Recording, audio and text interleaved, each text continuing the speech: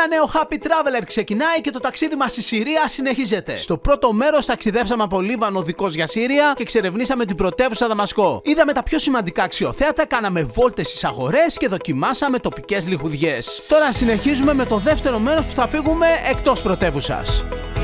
Καλημέρα. Έχουμε χελονίτσες εδώ στο σπίτι.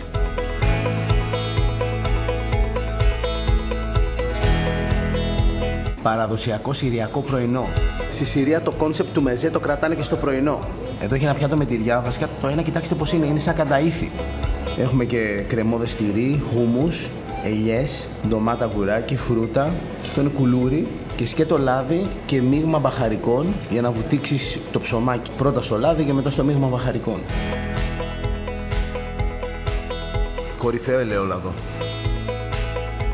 Λοιπόν, φεύγουμε από το ξενοδοχείο σήμερα, φεύγουμε και από τη Δαμασκό. Θα μπούμε σε αμάξι και θα βγούμε εκτός πόλης.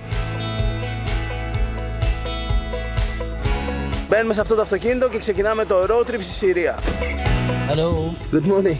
Welcome. Thank you.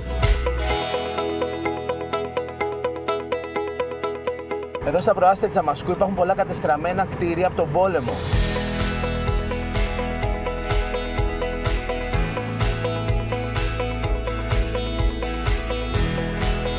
Από το κεντρικό δρόμο που πηγαίνει προς τα βόρεια, προς Χαλέπι και Τουρκία, στρίψαμε αριστερά για να πάμε στη Μαλούλα.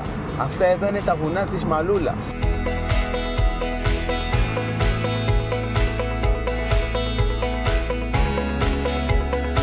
Τι πανέμορφη μικρή πόλη, χτισμένη πάνω στα βράχια. Οι Ανούσρα, οι τρομοκράτες, αυτό το παρακλάδι της Αλ-Γκάιντα, που ήταν εδώ το 2013, κατέλαβε την πόλη, κατέστρεψε πάρα πολλά κτίρια. Μέσα σε αυτά ήταν και το τζαμί και η εκκλησία της πόλης και ένα τεράστιο ξενοδοχείο που έχει πάνω στο λόφο.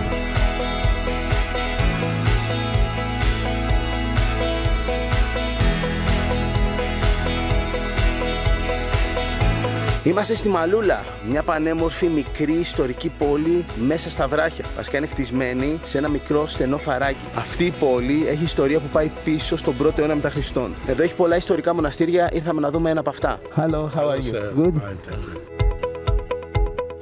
Κοιτάξτε τεράστιο γκρουπ που ήρθε. 2 πούλμαν από το Λίβανο. Έρχονται τουρίστες. Έχει ανοίξει πλέον για τουρισμό η Συρία, δεν είναι πάρα πολύ εύκολο να έρθεις. Για παράδειγμα, πρέπει να βγάλεις μια ειδική βίζα.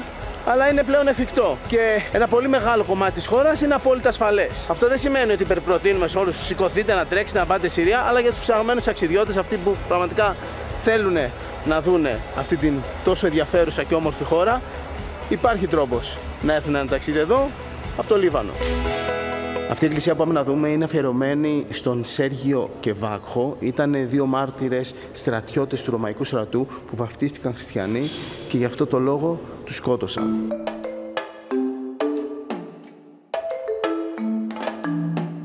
Όλες οι εικόνες που βλέπουμε στην εκκλησία είναι αντίγραφα, γιατί όταν ήταν εδώ οι τρομοκράτες της Ανούσρα τις κλέψανε, τις πήραν όλες τις εικόνες. You can see here this dome. It was destroyed during the war. Αυτός εδώ ο ναός, πριν γίνει χριστιανική εκκλησία, ήταν ο ναός του Απόλλωνα. Υπάρχουν ερείπια από εκείνο το ναό του Απόλλωνα που χρησιμοποιήθηκαν για να χτιστεί η εκκλησία. Εδώ υπάρχει ένα άνοιγμα που πηγαίνει από κάτω σε σημείο που είχαν γίνει ανασκαφές πριν τον πόλεμο. Αλλά δεν βρέθηκε κάτι υπεραξιόλογο. Οι τρομοκράτες της Ανούσρα κατέστρεψαν το ιερό με σφυρί. Κοιτάξτε, εδώ έχει σπάσει. It's symbol of the universe. Here, Virgin Mary, Jesus Christ, the stars, and the Holy Soul or Holy Ghost, and the Sun. Εδώ έχουν κάτι πολύ ιδιαίτερο. Είναι το μοναδικό μέρος στο οποίο μιλάνε ακόμα τα αραμαϊκά, που ήταν η γλώσσα που μιλούσαν τον 1ο αιώνα μετά Χριστόν και λένε ότι είναι η γλώσσα που μιλούσε και ο Ιησούς Χριστός. Θα ακούσουμε την προσευχή σε αυτή τη γλώσσα.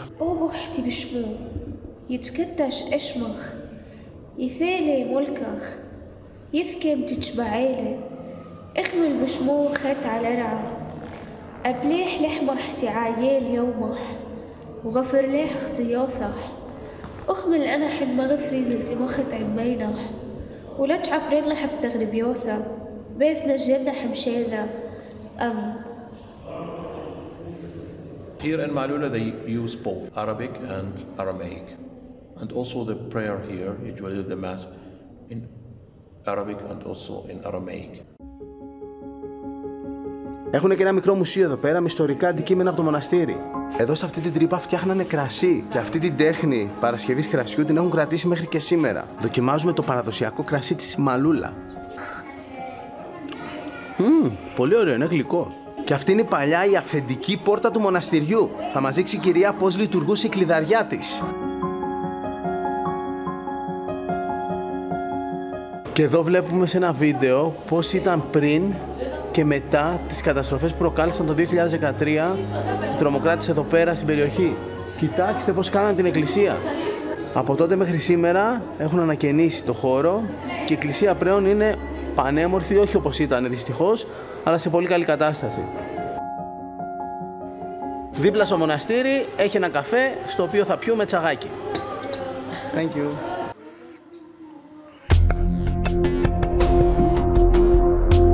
Αυτή κάτω είναι η πόλη Μαλούλα και εδώ πάνω στο λόφο είναι το παλιό ξενοδοχείο και το μοναστήρι. Αυτό το μεγάλο κτίριο ήταν τετράστερο ξενοδοχείο. Το ξενοδοχείο Ambassador, ο πρέσβης, Σαφίρ στα αραβικά. Το κτίριο καταστράφηκε στον πόλεμο. Οι Ανούσρα, τρομοκράτες, χρησιμοποιούσαν αυτό το κτίριο σαν βάση τους, σαν αρχηγείο της περιοχής.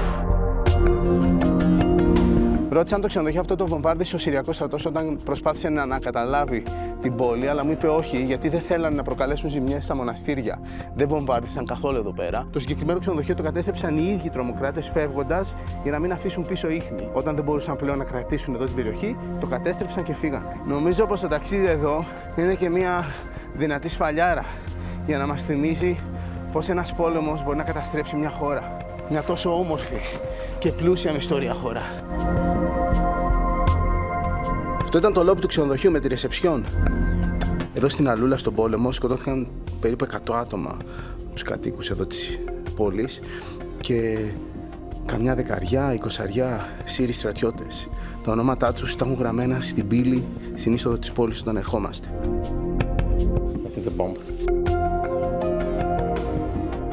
Τα ντοσιέ με τα έγγραφα του ξενοδοχείου. Confirmation.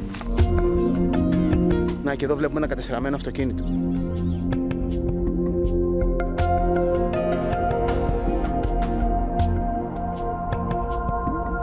Κοιτάξτε σπηλιά. Ήταν φυσική σπηλιά, την οποία μετά την έσκαψαν για να δημιουργήσουν αυτές τις καμάρες.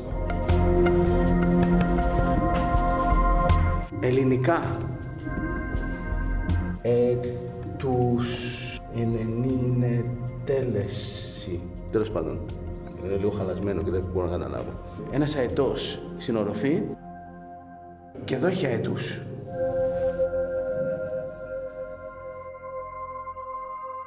Αυτά εδώ τα σπίτια ξεκίνησαν να φτιάχνονται πριν το πόλεμο, αλλά τα παράτησαν. Έφυγε ο κόσμος από εδώ. Να φανταστείτε, ο πληθυσμός αυτής της πόλης ήταν 5.000 άτομα πριν τον πόλεμο και μετά τον πόλεμο έμειναν μόνο 1.500. Και αυτοί οι 1.500 κάτοικοι της Μαλούλα που ζουν σήμερα εδώ, όταν ήταν ο πόλεμος του 2013-2014 έφυγαν και μετά όταν απελευθερώθηκε η πόλη ξαναγύρισαν.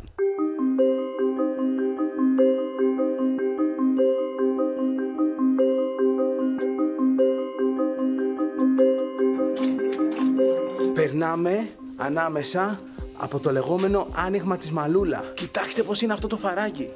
Ωρε φίλε. Λοιπόν, υπάρχει μια ιστορία συνδεδεμένη με αυτό εδώ το μέρος. Τον 1ο αιώνα μετά Χριστόν ήταν μια πριγκίπισσα, κόρη βασιλιά, από μια περιοχή εδώ κοντά, η οποία άκουσε για τον Απόστολο Παύλο και έφυγε από το σπίτι της για να πάει να τον βρει. Θέλει να γίνει χριστιανή. Έφτασε λοιπόν εδώ, αλλά επειδή ο πατέρας της θύμωσε πάρα πολύ με αυτό που έκανε, έστειλε στρατιώτες να την πιάσουν και να τη σκοτώσουν. Όταν έφτασε εδώ, δεν ήξερε που να πάει, γιατί δεν υπήρχε αυτό το άνοιγμα. Και προσευχήθηκε στο Θεό να τη βοηθήσει. Και τότε ο Θεός άνοιξε, λένε, αυτά τα δύο βουνά, τους δύο βράχους, δημιούργησε αυτό το πέρασμα από το οποίο περνάμε και κατάφερε η Θέκλα να περάσει από εδώ και να βγει από την άλλη μεριά και να σωθεί. Γι' αυτό το λόγο, στο κέντρο εδώ πέρα της διαδρομής, έχει χτιστεί ένα μοναστήρι. And she stayed the rest of her life in the cave. So there is a monastery called Saint Thekla Monastery for Orthodox, and there is a shrine. We'll visit her shrine.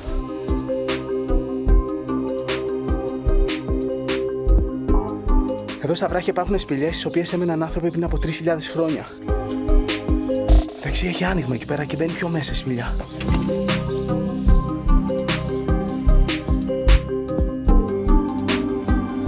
Εντάξει, φοβερό μέρος.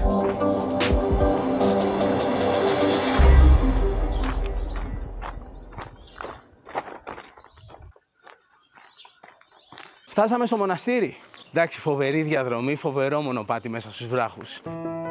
Αυτό λοιπόν είναι το άλλο ιστορικό μοναστήρι της περιοχής, το Ορθόδοξο Μοναστήρι της Αγίας Θέκλας.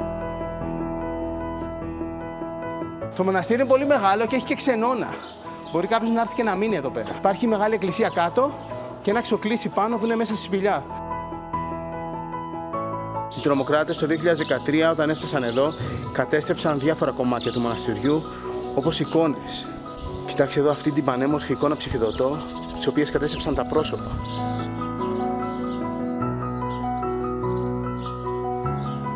Αυτό είναι καινούριο μοσαϊκό γιατί το παλιό καταστράφηκε. Η Αγία Θέκλα στα ελληνικά. Και μπαίνουμε μέσα στο παρεκκλήσι. Φτιαγμένο τον 1ο αιώνα μετά Χριστόν. Σε αυτή εδώ τη σπηλιά ήρθε η Αγία Θέκλα και κρύφτηκε όταν την κυνηγούσαν οι στρατιώτες. Τελικά έμεινε εδώ για το υπόλοιπο της ζωής της.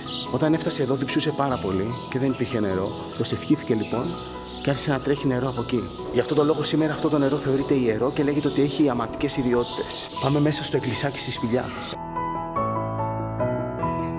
Αυτό είναι το ξοκλήσι της Αγίας Θέκλας. Αυτό ακριβώς ήταν το μέρος που έμεινε. Ευτυχώς αυτές οι εικόνες δεν τις πήραν οι τρομοκράτες, αλλά κάποιες τις κατέστρεψαν. Κοιτάξτε, εδώ έχει απομεινάρια από φωτιά στην άκρη.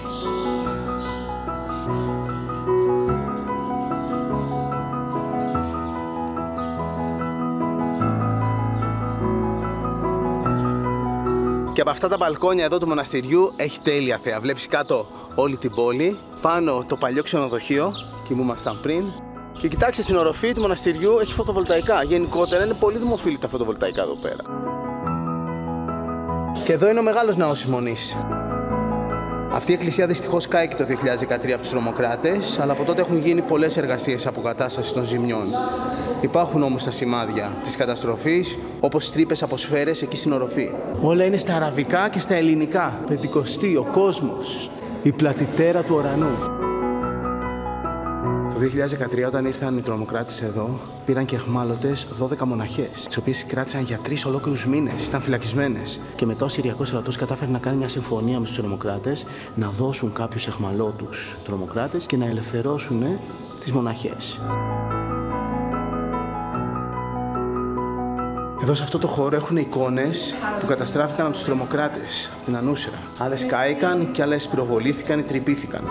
Αφιέρωμα Παντελή Κουτσοδόντη, 1971. Έρχεται πολλοί κόσμος να προσκυνήσει εδώ πέρα. Είναι πολύ ιερά αυτά εδώ τα μέρη για τους χριστιανούς της περιοχής. Και τώρα έχουν κάτσει να φάνε εδώ πέρα, κάνουν πικνίκ.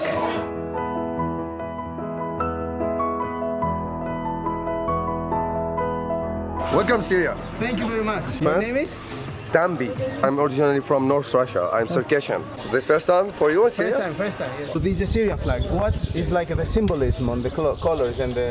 Yeah, it's a symbol of the important historical periods here in Syria. Κάθε στοιχείο στη σημαία της Συρίας έχει ένα συμβολισμό. Το άσπρο, το μαύρο και τα δύο πράσινα αστέρια είναι διαφορετικές περίοδοι από την ιστορία της χώρας και το κόκκινο συμβολίζει το αίμα των μαρτύρων που έδωσαν τη ζωή τους για την υπεράσπιση αυτών των εδαφών. Τι κάνετε, γεια σας. Μια χαρά, δόξα τω Θεώ. Μιλάτε ελληνικά? Είχα σπουδάσει στην Ελλάδα. Πού? Τη γλώσσα την έμαθα στη φιλοσοφική σχολή στη Θεσσαλονίκη. Μιλάτε πολύ ωραία. Και μετά συνέχισα. Ναι, είμαι από τη Μαλούλα. Από τη Μαλούλα. Τη Μαλούλα. Είχα πάρει επιτροφία και υποτροφία και σπούδαζα εκεί στην Ελλάδα. Έζουσα αρκετά εδώ χρόνια. Εδώ γεννηθήκατε? Εδώ, ναι. Το 13-14 φύγατε, τι έγινε το, δηλαδή τότε πώς όχι, ήταν? εγώ ήμουν εδώ, καταστρέψανε το χωριό όλο το τότε είχατε φύγει εσείς κάτοικοι από εδώ? Όχι, ήμασταν στη Δαμασκό εμείς, γιατί έχουμε και σπίτια στη Δαμασκό και εδώ. Και μετά ξαναήρθατε? Μετά τα ξανακτήσαμε τα σπίτια μας όσο μπορούσαμε. Το όνομά σας? Ζουμπράν το λέει. Ζουμπράν, δηλαδή Γαβρίλ στα ελληνικά. Γαβρίλ, ωραία, τέλεια, να είστε καλά. Χάρηκα πολύ που σας. Και ο κύριος εδώ στο μαγαζί θα μας μιλήσει αραμαϊκά. وفرليح طيوتح تشليح مو علينا حكم الأنح نمطشن دقيق علي بسنا جنح مشيدة وميت مخرف. Όλοι σχεδόν οι κάτοικοι της Μαλούλα μιλάνε αραμαϊκά. Και είναι πολύ ιδιαίτερο αυτό γιατί είναι το μόνο μέρος στη γη που μιλάνε ακόμα αυτή τη γλώσσα. Ωραία, μπαίνουμε στα αμάξι και φεύγουμε από εδώ. Φοβερή η Μαλούλα, αν ποτέ έρθετε στη Συρία να την επισκεφτείτε.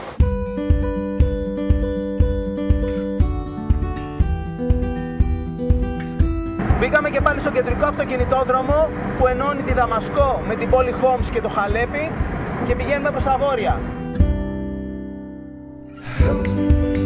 Περνάμε αυτή τη στιγμή περιμετρικά από την πόλη Χόμς και πηγαίνουμε προς τα δυτικά. Την πόλη Χόμς θα επιστρέψουμε αύριο να την επισκεφθούμε. Εδώ είμαστε στα δυτικά της επαρχίας της πόλης Χόμς. Εδώ το μέρος είναι πάρα πολύ έφορο, έχει πολλές ελιές και πολλές ροδιές. Είναι καταπράσινο το τοπίο και γι' αυτό λέγεται και η Πράσινη Κοιλάδα, έτσι είναι το όνομα αυτού του μέρους, η Πράσινη Κοιλάδα. Φάνηκε το εντυπωσιακό κάστρο το οποίο πάμε να επισκεφθούμε. Ήρθαμε να επισκεφθούμε το πιο επιβλητικό, εντυπωσιακό και σε καλύτερη κατάσταση κάστρο σε όλη τη Συρία. Είναι το Crac de Chevalier, που σημαίνει το ύψωμα των υποτών. Αυτό το κάστρο είναι σχεδόν 1000 ετών. Αρχικά, το 1033, ο Άραβας πρίγκιπας της πόλης Χόμς έχτισε σε αυτό το σημείο ένα κάστρο. Αργότερα όμως, όταν ήρθαν οι σταυροφόροι, στα τέλη του 11ου αιώνα, ήρθαν εδώ και χτίσαν αυτό εδώ το θεόρατο τεράστιο κάστρο.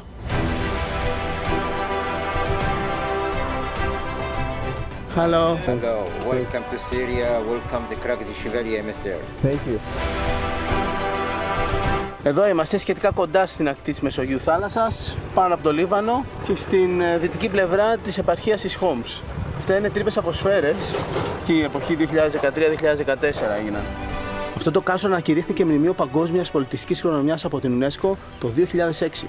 Το κάστρο αυτό είναι κυριολεκτικά τεράστιο. Συνολική του έκταση είναι 30.000 τετραγωνικά μέτρα και μπορεί να φιλοξενήσει 2.500 στρατιώτες. Εδώ είμαστε στην κεντρική είσοδο, στην πρώτη γραμμή άμυνας του κάστρου.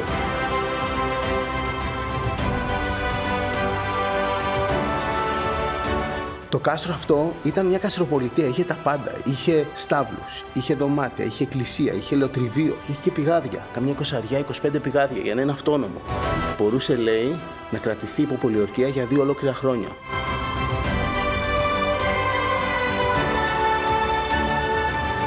Εδώ ήταν σημείο που καθόντουσαν στρατιώτες για να πολεμάνε, να ελέγχουν το πέρασμα, τα παράθυρα αυτά τα στενά. Πριν το πόλεμο, στην υψηλή περίοδο, ερχόντουσαν σε αυτό το κάστρο καθημερινά 5 με 6.000 άτομα. Το κάστρο δεν είναι μόνο τεράστιο, είναι και δεδαλώδες, χαοτικό. Άνετα χάνεις εδώ μέσα. Αυτός είναι ο δεύτερος στάβλος του κάστρου. Εδώ μέσα μπορούσε να φιλοξενήσει 100 άλογα.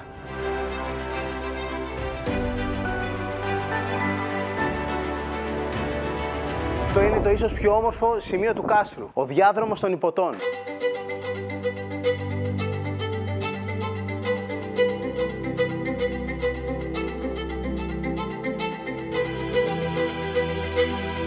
Αυτή η ημερομηνία είναι η τελευταία ανακαίνιση που έγινε σε αυτό εδώ το σημείο του κάστρου. Εδώ ουσιαστικά ήταν μία από τις πύλες, γιατί εδώ κάτω βρέθηκε μια παλιά γέφυρα. Από εδώ πήγαινε γέφυρα κάτω για να ανέβεις. Είχε λοιπόν τα εξωτερικά τείχη, μετά είχε τάφρο και είχε τα εσωτερικά τείχη.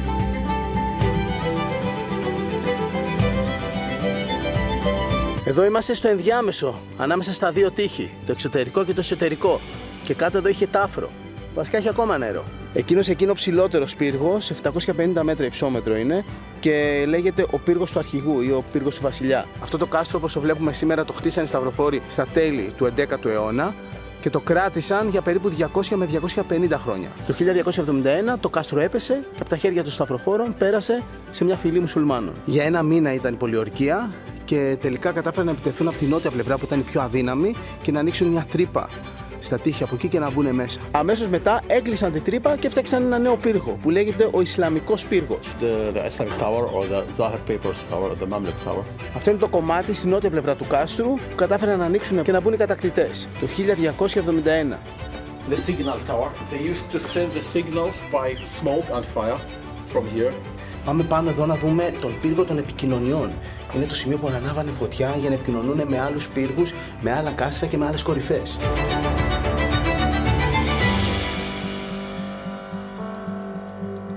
Και από εδώ καταλαβαίνουμε γιατί η νότια πλευρά του κάστρου ήταν η πιο υπηρεπής στην εισβολή. Επειδή υπήρχε αυτός ο λόφος από την άλλη μεριά που μπορούσαν να βάλουν καταπέλτες και να βομβαρδίσουν το κάστρο.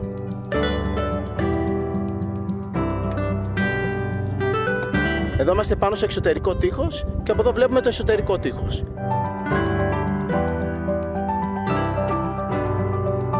Παίζει να είναι από τα πιο εντυπωσιακά τέτοια κάστρα που έχουμε επισκεφθεί ποτέ. Δεν είναι μόνο ότι είναι τεράστιο, είναι και σε πολύ καλή κατάσταση. Στη συνέχεια βάλαμε μπρος να ανέβουμε στο πιο ψηλό πύργο του κάστρου, στο σημείο με την καλύτερη θέα. Εδώ είμαστε στο πιο ψηλό σημείο του κάστρου, στην κορυφή του πύργου του αρχηγού, του πύργου του βασιλιά. Και αφού απολαύσαμε τη θέα, κατεβήκαμε πάλι κάτω. Χρειάστηκε να διασχίσουμε ξανά ολόκληρο το κάστρο, εξωτερικά και εσωτερικά, για να φτάσουμε και πάλι στην κεντρική είσοδο. Εκεί μας περίμενε το αυτοκίνητό μας για να μας πάει στο μέρος που θα μέναμε το βράδυ. Περάσαμε από μια περιοχή με σπίτια διαλυμένα από τον πόλεμο και φτάσαμε σε μια μικρή πόλη που λέγεται Αλμιστάγια, που βασικά δεν θεωρείται πόλη, θεωρείται χωριό και έχει περίπου 1000 μόνιμους κατοίκους. Σε ούτε 10 λεπτά ήμασταν εκεί. Και αυτό το Villa Rosa είναι το ξενοδοχείο μας. Εντάξει, επική θέα, βλέπεις απέναντι την καταπράσινη βουνοπλαγιά και το κάστρο. Αυτή η πόλη στην οποία είμαστε τώρα δεν καταστράφηκε καθόλου στον πόλεμο. Παρότι ήταν κοντά σε σημεία που έγιναν εχθροπραξίες, έμεινε αλόβητη. Νύχτωσε και σε αυτή την πολύ μικρή πόλη που μένουμε είναι υπερήρεμα τα πράγματα. Πού και πού περνάει κανένα αμάξι και όσο προχωράς σε κάποια σημεία ακούς γεννήτριες. Γιατί δεν έχει, από ό,τι κατάλαβα, δεν έχει ρεύμα μόνιμο από παροχή, ας πούμε, της ΔΕΗ. Όλοι έχουν είτε γεννήτριες είτε φωτοβολταϊκά. Αλλά ορίστε, κοιτάξτε, έχει γενικά φως. Αλλά είναι φως από τα μαγαζιά. Δημόσιος φωτισμός, γιοκ. Και εδώ φαγάδικο που φτιάχνει φρέσκους χυμούς. Αυτό το μαγαζί έχει σύστημα με φωτοβολταϊκά. Είναι στην οροφή, inverter και εδώ η μπαταρία. Οι δυσκολίες τους έκαναν να βρουν εναλλακτικές λύσεις για να μπορούν να λειτουργούν ακόμα και όταν δεν υπάρχει παροχή ρεύματος από το δίκτυο. Πριν συνεχίσουμε να φάμε κάτι, ένα αμαρέτι lemon pie. Γκοφρέτα με κρέμα με γεύση βανίλιας και λεμονιού. Καλημέρα! Μια νέα μέρα ξεκινάει και το ταξίδι μας στη Συρία συνεχίζεται. Σήμερα θα πάμε προς την πόλη Χόμς. Πρώτα όμως πάμε να φάμε πρωινό.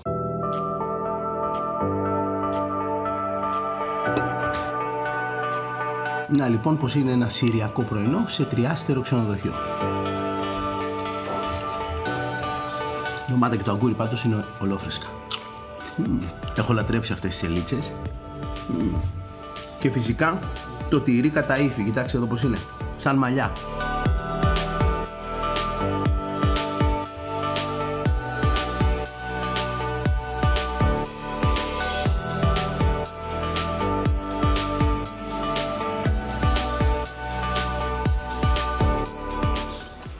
Κράτησα λίγο χώρο στο πρωινό για να πάμε να δοκιμάσουμε μερικά τοπικά σνακ εδώ συριακά. With dates. Yeah. The twist. Ruby. Opa. Όχι, ρόμπα.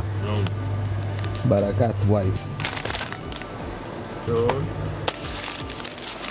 Thank you very much. Yeah. Bye bye. Κάτσαμε εδώ και μόλις τραβήξαμε ένα βιντεάκι δοκιμάζοντας τα συριακά σνακ που πήραμε από το mini market.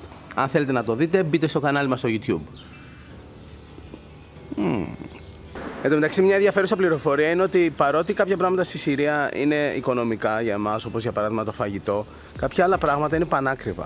Τα εισαγόμενα αυτοκίνητα δεν υπάρχουν οι τιμές. Για παράδειγμα, ένα τέτοιο αυτοκίνητο που μπορεί να είναι, ας πούμε, μοντέλο του 2005, δεν ξέρω, μπορεί να κάνει και 20.000 ευρώ. Πανάκριβα είναι επειδή δεν έχουν εισαγωγές και για να πάρεις ένα, είτε πρέπει να είναι μεταχειρισμένο εδώ από πριν τον πόλεμο σε καλή κατάσταση και είναι πανάκριβα, είτε πρέπει να έρθουν από το εξωτερικό με διάφορους τρόπους που θα πληρωθούν πολλά λεφτά σε διάφορους μεσάζοντες.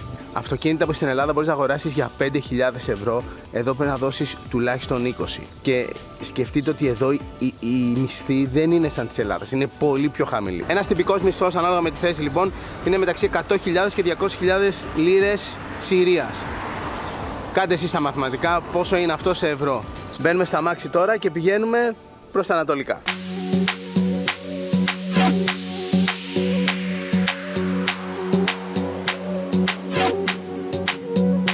Εδώ πάνω στον δρόμο μπορείς να σταματήσεις και να αγοράσεις διάφορα πράγματα όπως ελαιόλαδο, καύσιμα, πετρέλαιο, η βενζίνη για το αμάξι και γκάζι. Και αυτά συνήθως τα φέρνουν από Λίβανο ή από Τουρκία παράνομα και μπορείς να τα πάρεις πιο φθηνά από ό,τι μπορείς να τα βρεις κανονικά στις αγορές. Σε λίγο φτάνουμε στην πόλη Χόμς.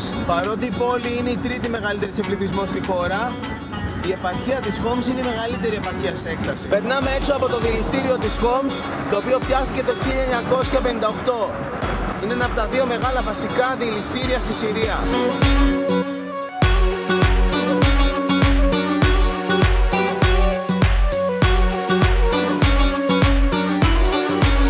Είμαστε στην πόλη Χόμς, την τρίτη μεγαλύτερη πόλη της Συρίας, μετά τη Δαμασκό και το Χαλέπι στα βόρεια. Η Χόμς είναι μία από τις πόλεις που δοκιμάστηκε περισσότερο στον πόλεμο της Συρίας.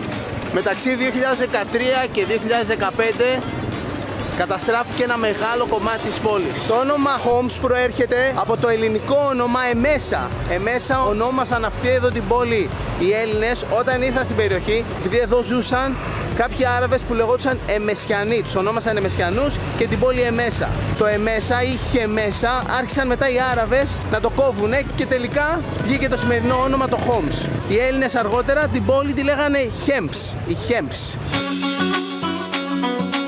Αυτό το μνημείο φτιάχτηκε το 2019 αφιερωμένο στα θύματα πολέμου της Συρίας εδώ στην πόλη Χόμς. Πάμε τώρα να δούμε τον Ορθόδοξο Καθεδρικό Ναό της Τίμιας Ζώνης αφιερωμένο στην Παναγία. Είναι Κυριακή και έχει λειτουργία. Κοιτάξτε πόσο κόσμο έχει.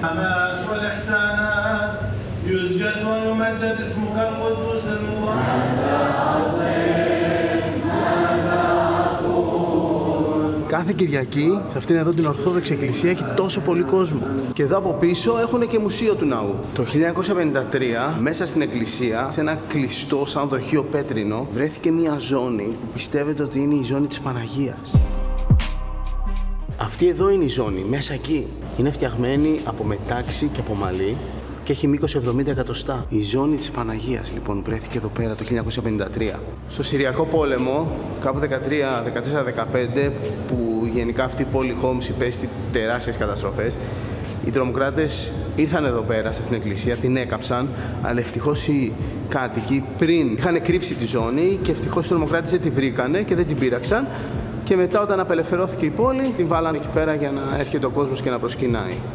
Κάτω ακριβώς από το ναό υπάρχουν και πολύ εντυπωσιακές κατακόμβες, των οποίων ένα μέρος έχει χτιστεί με πέτρα και είναι κανονικά δωμάτια. Σε αυτές εδώ τις κατακόμβες λέγεται ότι βρέθηκε η ζώνη της Παναγίας. Αν και αξίζει να αναφέρουμε πως η ζώνη της Παναγίας, σύμφωνα με εμάς τους Ελληνοορθόδοξους, βρίσκεται στην Ιερά Μονή του Βατοπεδίου στο Άγιο Όρος. Αλλά φυσικά θα μου πείτε, η Παναγία θα μπορούσε να έχει πάνω από μια ζώνη. Όπως και να έχει, η επίσκεψη σε αυτό το ναό και ειδικά κάτω στις κατακόμβες είναι πολύ εντυπωσιακή και αξίζει τον κόπο. Και παρεμπιπτόντως, ο συγκεκριμένος ναός της Παναγίας και της Τίμιας Ζώνης θεωρείται ο πιο σημαντικός ορθόδοξος ναός στην πόλη Χόμς. Ήρθαμε τώρα να δούμε την παλιά αγορά της Χόμς, το Σουκ. Τη ρωμαϊκή περίοδο, εδώ σε αυτό εδώ το σημείο, υπήρχε ένας ναός, ναός του ήλιου, αφιερωμένος στον Απόλλωνα κοινώς. Αυτή η αγορά μαζί με ένα μεγάλο κομμάτι της πόλης καταστράφηκε στο Συριακό πόλεμο. Η σκεπή που βλέπουμε πάνω ξαναφτιάχτηκε από την αρχή πριν από λίγα χρόνια. How are you? Very good, very good. Where are you from? Greece. Very nice. Thank you. Yes, area. Hello. Αυτή η αγορά φτιάχτηκε πριν από περίπου 300 χρόνια, την Οθωμανική περίοδο.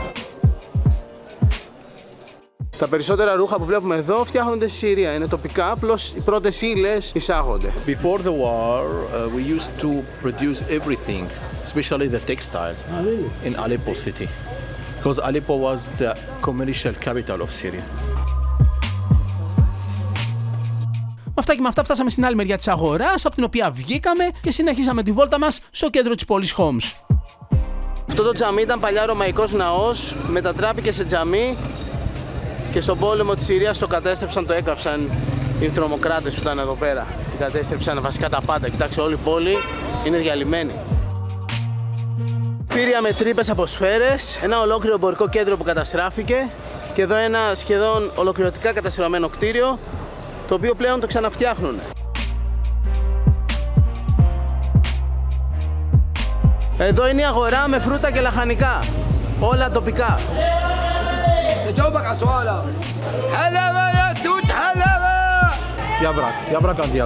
Για πράκ και για λαντζί. Τα τολμαδάκια. Περίκοκα ροδάκινα εδώ από Συρία, οι μπανάνες μπροστά είναι από το Λίβανο. Τα φασολάκια $1,5 το κιλό. Με αυτά τα μουρά κάνουν ένα πολύ παραδοσιακό χυμό που το δοκιμάσαμε ήδη στη Συρία.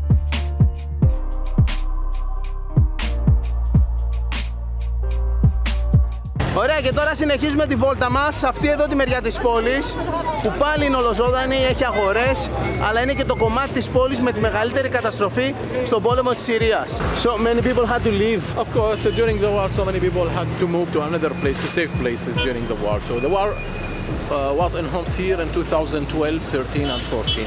So and then after the war, they came back? Yeah, some of them came back here. Some of them moved to Damascus, to Aleppo, to another places. And why there is so destruction in the city? There was fighting in the city?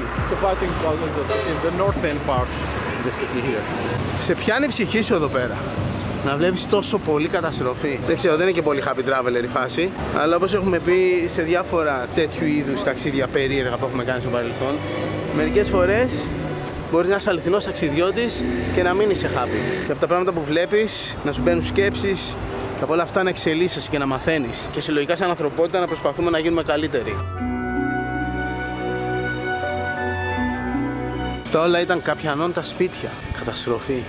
Ένα μεγάλο κομμάτι της πόλης δεν κατοικείται πλέον καθόλου. Κουτσά στραβά προσπαθούν να κάνουν, να φτιάξουν κάποια πράγματα, κάποιες επιχειρήσεις λίγο. Σε γενικές γραμμές η απόλυτη καταστροφή. Υπάρχουν κάποιοι που επέστρεψαν στα σπίτια τους, τα φτιάξαν όσο μπορούσαν και μένουν τώρα. Σε κάποια σπίτια που ίσως εξωτερικά μοιάζουν εντελώς κατεστραμμένα, υπάρχουν άτομα που ζουν μέσα σε αυτά. Εργαστήρι που φτιάχνει μεταλλικές κατασκευές και συστήματα κεντρικής έρμανσης.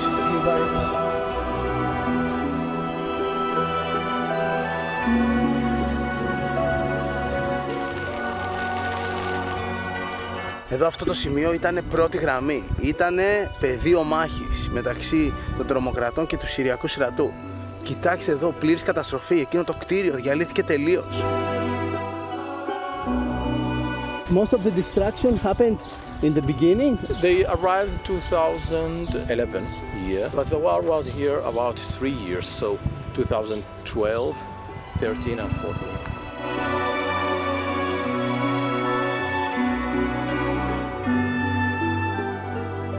Και εδώ έχουμε κάτι αισιόδοξο, λίγο φως στο σκοτάδι, κάποιος που επέστρεψε και έφτιαξε το σπίτι του.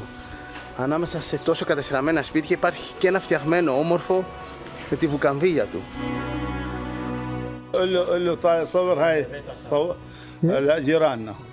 Ο κύριος μεγάλωσε σε αυτή τη γειτονιά. Είδε τον κόσμο του να καταστρέφεται, έφυγε, ξαναγύρισε, δεν τα παράτησε, έφτιαξε πάλι το σπίτι του και μένει εδώ.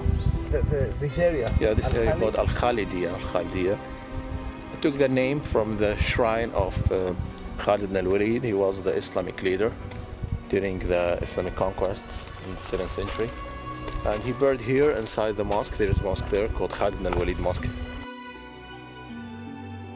Αυτό είναι το πιο ιστορικό τζαμί της πόλης. Καταστράφηκε σχεδόν τελείως στον πόλεμο, τους τρομοκράτες, αλλά το ξανάφτιαξαν και τώρα είναι σχεδόν πάλι έτοιμο. Είναι 400 ετών αυτό το τζαμί και ενώ το τζαμί το ξαναφτιάξανε, γύρω-γύρω η απόλυτη καταστροφή. Ένα καλό κτίριο δεν βλέπω. Οικονομικά την ανακατασκευή αυτού του τζαμιού την ανέλαβαν οι Τσετσένοι με τον Καντήροφ. Στείλαν λεφτά για να φτιαχτεί ξανά από την αρχή. Γιατί για αυτούς το συγκεκριμένο τζαμί έχει μεγάλη θρησκευτική σημασία. Αυτά τρύπες από σφαίρες που καλύφθηκαν.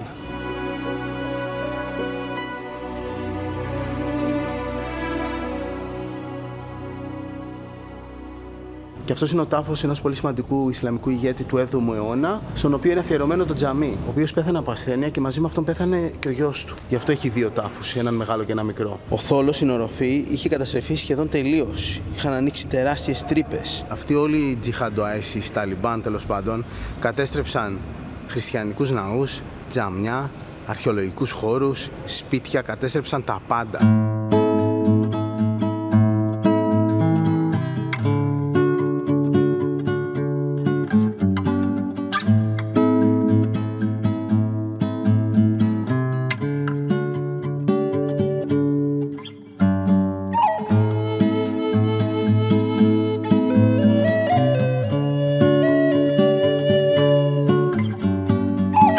τώρα στο πιο σύγχρονο κομμάτι της πόλης, το κομμάτι της πόλης που δεν καταστράφηκε στον πόλεμο. Έχει κάποιες μικροζημιές, βλέπεις κάποιες τρύπες από σφαίρες στα κτίρια, αλλά δεν διαλύθηκαν.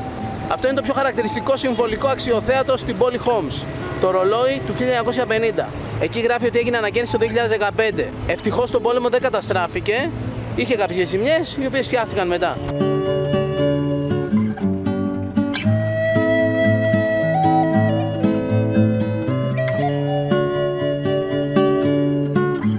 Αυτό είναι πιστό αντίγραφο του λιονταριού της Παλμύρα. Παλμύρα είναι αρχαιολογικός χώρος στα ανατολικά από εδώ από την πόλη Χόμς, μέσα στην έρημο, ένας πολύ σημαντικός αρχαιολογικός χώρος της Συρίας, του οποίου ένα σημαντικό κομμάτι καταστράφηκε στον πόλεμο από τον ISIS.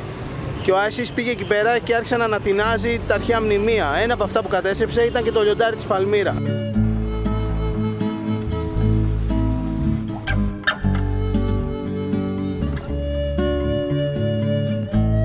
Αυτός ο πύργος είναι ένα παλιό τζαμί.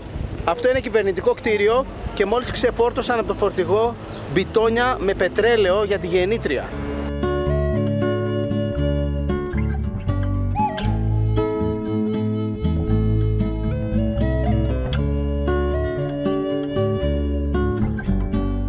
Ένα από τα κεντρικά πάρκα της πόλης. Ο κόσμος κάθεται, αράζει και εμείς θα πάμε εδώ πέρα στην καντίνα να πάρουμε κάτι να πιούμε.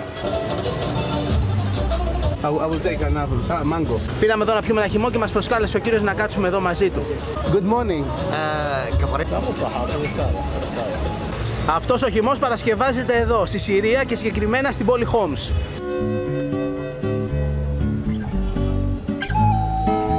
Ντόπιο πράγμα. Ο κύριος είναι από οικογένεια Βεδουίνων, μεγάλωσε στην έρημο σε τέντες. Τώρα μένει εδώ πέρα στην πόλη Χόμς, αλλά και αυτή η παράδοση την έχουν. Πηγαίνουν οικογενειακώς κάθε τόσο και μένουν στην έρημο. Μας προσκάλεσε για φαγητό, γιατί λέει ότι είναι παράδοση στους ξένους που έρχονται εδώ πέρα. Είναι θέμα φιλοξενίας να τους προσκαλούν για φαγητό στο σπίτι τους. Δεν θα πάμε όμως, γιατί έχουμε πρόγραμμα, πρέπει να συνεχίσουμε. Ωραία, συνεχίζουμε.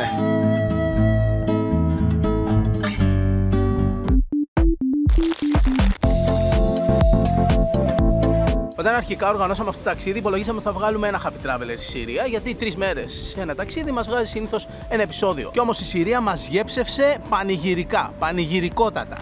Είχε τόσο υλικό, τόσες πληροφορίες, τόσα πράγματα ενδιαφέροντα να σας δείξουμε, που τελικά βγήκαν 2 τα happy traveler. Ένα στη Δαμασκό και ένα έξω στην επαρχία.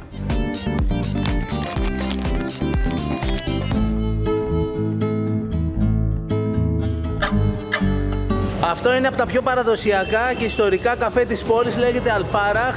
Πρακτικά σημαίνει το καφέ της ευτυχίας, αυτό σημαίνει. Και εδώ ο κόσμος έρχεται για να πιει καφέ, τσάι, να παίξει τάβλη ή για να αργιλέ.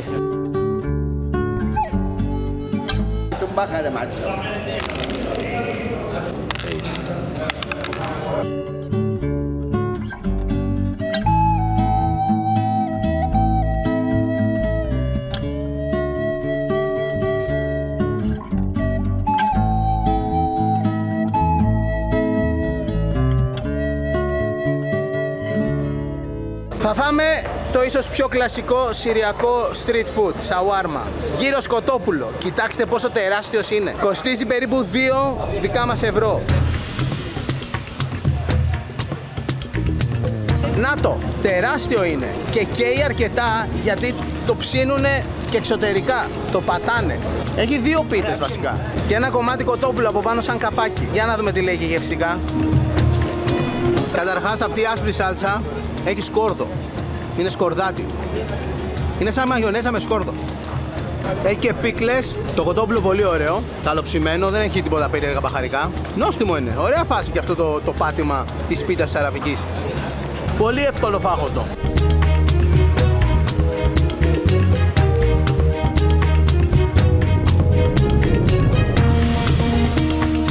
Αυτό είναι μαγαζί με παραδοσιακά συριακά γλυκά. Γενικά η πόλη Χόμς φημίζεται για τα γλυκά της.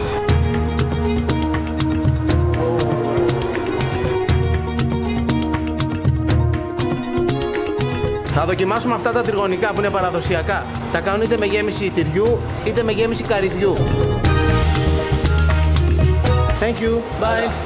Όχι, είναι ολόφρεσκο, πάρα πολύ μαλακό. Αυτό είναι με το τυρί. Είναι σαν καλή τυρόπιτα, αλλά γλυκιά. Δηλαδή να έχει σιροπάκι. Αυτό λέγεται σαμπία. Σαμπία. Και αυτό είναι με φύλλο καταΐφι και μέσα έχει τυρί. Και είναι πολύ πιο τραγανό. Εντάξει, θεϊκό.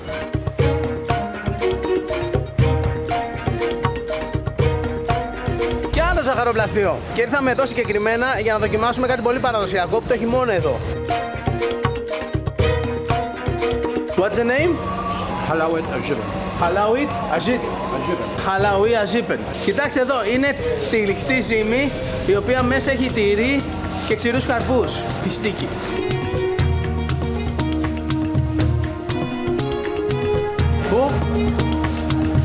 Πολύ ωραία γεύση. Και έχει ροδονερό και είναι όλα τα λεφτά. Αυτό είναι ωραίο. Εντάξει, αν έρθεις στη Συρία μπορείς να τρέφεσαι μόνο με γλυκά. Κοιτάξτε πόσες πιατέλες έχουν και αυτά θα φύγουν όλα σε λίγη ώρα. Και αυτός είναι χαλβάς από ταχίνι, σαν αυτό που τρώμε στη Σαρακοστή. Αυτό ήταν σιγά σιγά, μπαίνουμε στο αμάξι και αποχαιρετούμε την πόλη Χόμς. Μπαίνουμε στο αυτοκίνητο και πηγαίνουμε νότια προς τη Δαμασκό. Την πρωτεύουσα τη Δαμασκό την είδαμε αναλυτικά στο πρώτο μέρος του ταξιδιού μας Σύρια. Τώρα αποχαιρετούμε και τη Δαμασκό και φεύγουμε τελείως από τη Σύρια. Thank you very much. You are welcome. I hope to see you again in Syria. Yeah, definitely. Thank you for your visit and send my greetings to your family and to your country. Thank you. Also, I hope to see you again in Syria, and please tell your friends that Syria is safe. Please visit Syria. Definitely. Thank you very much. Welcome. Let's go. Let's go. Μπορεί αυτή τη στιγμή που μιλάμε τα πράγματα στη Μέση Ανατολή, τη Συρία και το Λίβανο να μην είναι όσο ασφαλή ήταν όταν πήγαμε εμείς, αλλά ελπίζουμε ότι κάποια στιγμή στο μέλλον τα πράγματα θα ηρεμήσουν και θα μπορέσουμε να ξαναεπισκεφθούμε αυτή την τόσο ενδιαφέρουσα χώρα. Το αυτοκίνητο αυτό θα μας πάει στο Λίβανο, από εκεί θα πάρουμε το αεροπλάνο και θα επιστρέψουμε στην Ελλάδα. Και κάπου εδώ θα σας χαιρετήσουμε και θα ανανεώσουμε το ραντεβού μας για την επόμενη εβδομάδα. Να είστε καλά, φιλιά πολλά και να θυμάστε ότι η πιο σημαντική αποσκευή σε κάθε ταξίδι είναι η καλή μας διάθεση. Γεια!